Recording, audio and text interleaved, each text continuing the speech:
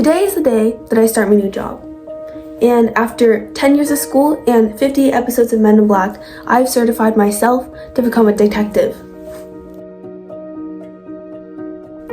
So, welcome to the documentary series where I document my first ever case. So, let's get started.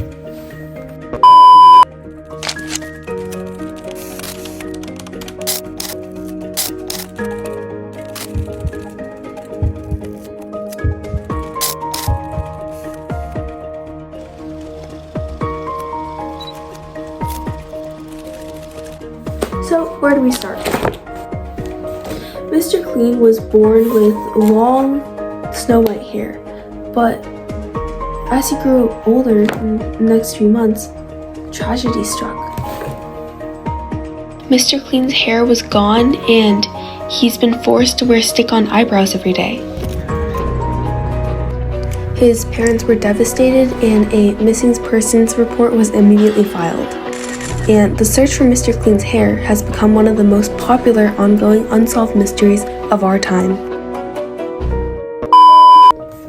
But I think I know what happened.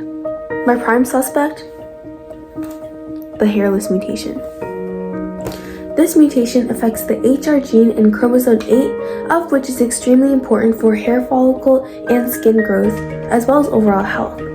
And the HR protein is supposed to regulate follicle development from the growth phase of anagen to the regression phase of catagen. But when mutated, this process gets messed up and causes premature hair loss, epidermal cysts, papular lesions, and conditions like atrichia.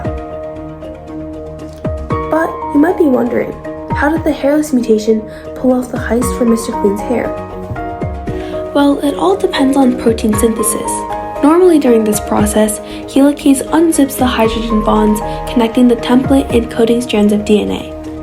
Then, RNA polymerase transcribes the template strand into mRNA, or messenger RNA. mRNA is then translated through a ribosome where each three-letter segment of mRNA, or codon, matches up with its antiparallel, or anticodon, attached to tRNA.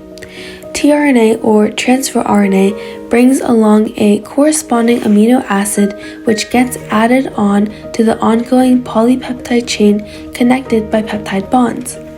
This process is repeated over and over again until a stop codon is reached and the polypeptide chain folds within itself to form the HR protein.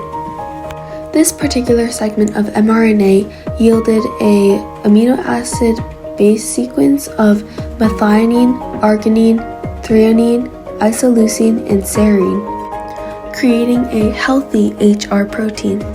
But this didn't exactly happen for Mr. Clean's HR proteins.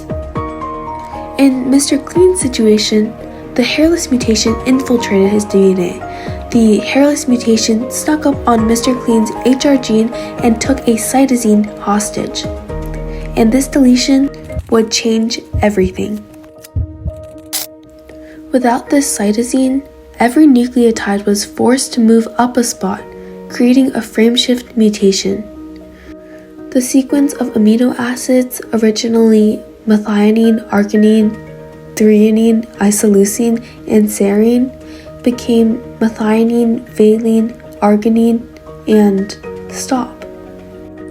So, in Mr. Clean's situation, my theory is that the hairless mutation employed an early stop codon, UAA, in order to cause premature termination of Mr. Clean's follicle life cycle. This caused his lifelong overall lack of hair.